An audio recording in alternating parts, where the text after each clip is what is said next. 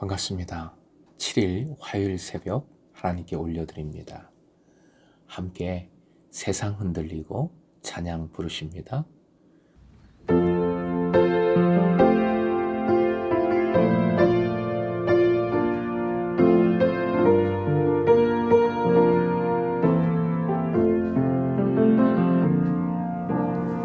세상은 들리고 사람들은 변하여도 나는 주를 섬기리.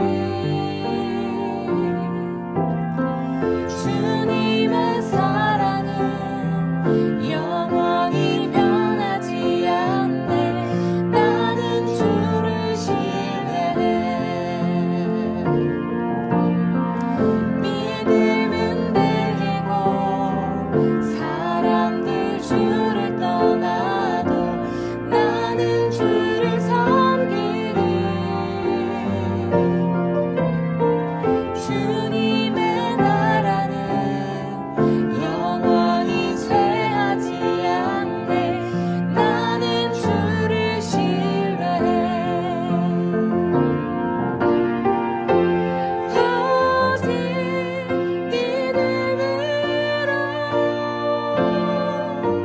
믿음으로 내가 살리라. 오직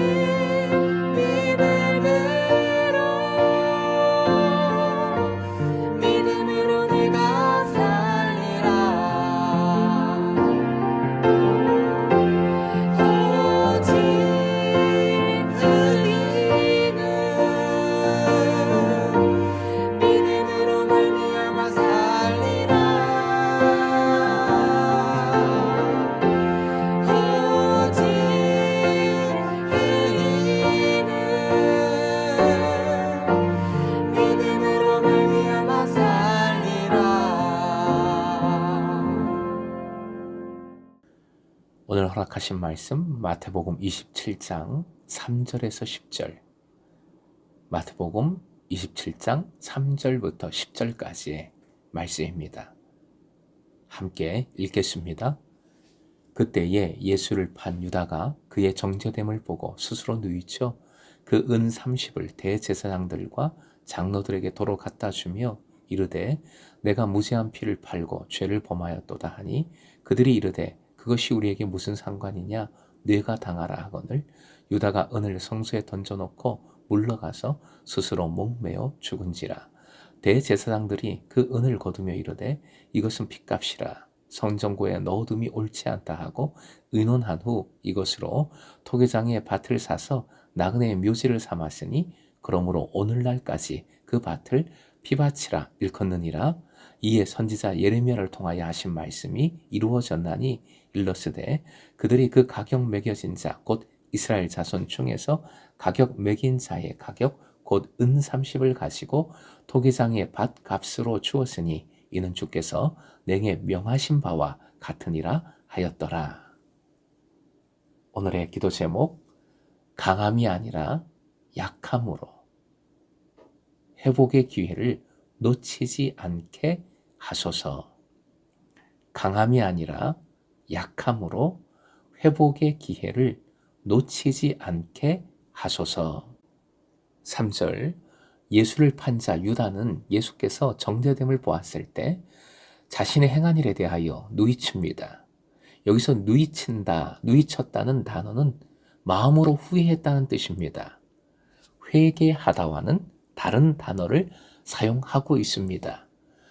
즉 유다의 누이침이 하나님 앞에서 참된 회개와는 다른 것임을 밝히고 있는 것이지요. 4절. 유다는 받은 돈을 되돌려주며 구약에서 사용되는 표현인 무죄한 피를 팔고 죄를 범하였도다 라고 선언을 합니다. 유다도 예수께서 무죄한 분이심을 알고 있는 것이지요. 하지만 유대 당국자들은 냉담하게 반응합니다. 종교 지도자들은 유다의 죄를 용서해 주는 것은 말할 것도 없고 그들이 지불한 돈을 다시 회수하는데도 아무런 관심이 없습니다. 뇌가 당하라 라는 것은 문자적으로 뇌가 보라 라는 뜻인데 이는 본질적으로 이 문제를 유다에게 돌아가게 한다는 것입니다. 5절 유다는 은을 성소 안으로, 즉 성전 경내에 내던집니다. 그리고 스스로 목매어 죽습니다. 유다의 죽음에 대해서는 원어상 3마디 말로 아주 짧게 언급을 합니다. 6절 돈은 피값, 즉 문자적으로 피의 대가였기에 더럽혀진 것이었으며 하나님께서 싫어하시는 것이 됩니다. 비록 대제사장들이 이 죄에 자신들도 연루되었음을 자각하지는 못했거나 부인하곤 있지만 이 돈을 성전구에 넣어둘 수 없다는 데에는 모두가 동의합니다. 대제사장들은 그 돈으로 의논하여 결정하여 땅을 사지요. 마태는 이 땅이 토기장에 바치며 이 땅을 나그네의 묘지로 삼았음에 대하여 알려줍니다. 그리고 9절 10절 이것이 바로 말씀의 성취임을 분명히 하고 있습니다. 즉 이 모든 것이 하나님께서 이루어 가시는 구원의 과정임을 보여주는 것이지요. 유다의 배신 그리고 누이침과 목숨을 버린 것에 대해서는 많은 추측들이 있습니다. 연구들이 있습니다. 유다는 아마도 민족의 독립을 원했던 혁명적인 단체에 소속되었던 것 같습니다. 그래서 예수께서 이에 대하여 특별한 일을, 능력을 행사하리라 기대했고 그래서 예수님을 따랐던 것으로 보입니다. 그런데 그의 기대대로 예수님은 행동하지 않으셨습니다. 결국 예수님의 능력을 강제적으로 끌어내고자 유대 당국자들에게 예수를 팔아 넘긴 것인지도 모르겠습니다. 분명한 것은 유다가 상남자였다는 사실입니다. 사나이 중에 사나이였습니다. 구약에서 야곱의 형 에서를 떠올리게 합니다.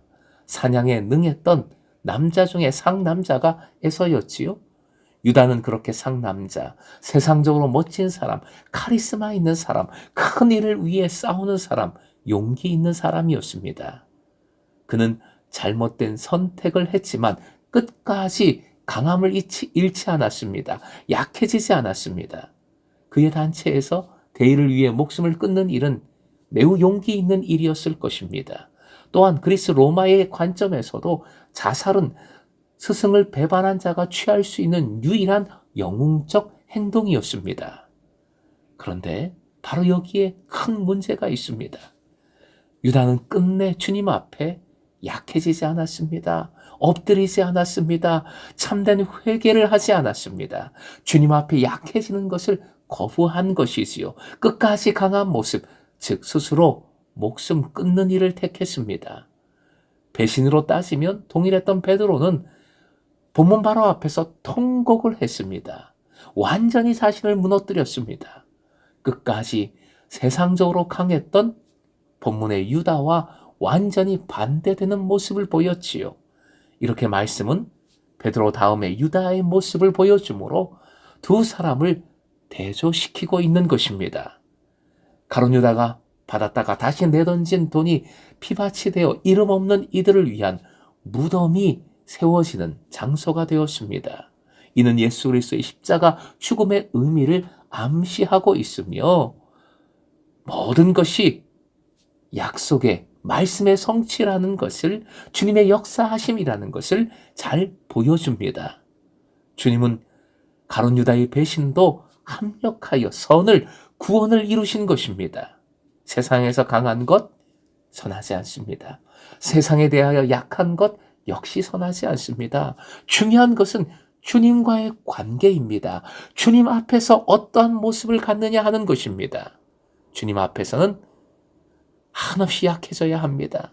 용기이든 비겁함이든 내 것 다 내려놓아야 합니다. 나를 버려야 합니다. 나를 포기해야 합니다. 오직 주님으로, 오직 말씀으로, 오직 은혜로만 채워야 하는 것입니다. 세상은 강함을 추구합니다. 강함을 멋지다, 아름답다, 선하다 이야기합니다. 그래서 요즘 몸에 대한 관심과 몸의 강력함에 대한, 강함에 대한 프로그램들이 많은 이유겠지요. 그런데 그런 강함은 하나님 앞에 큰 위험이 됩니다. 신앙의 큰 걸림돌이 될 수 있습니다. 강하든 약하든 사람은 결국 실패합니다. 실수합니다. 믿음을 저버릴 때가 있습니다. 주님을 배신합니다. 초점은 그러한 잘못을 저지르고 난 후임을 본문은 알려줍니다.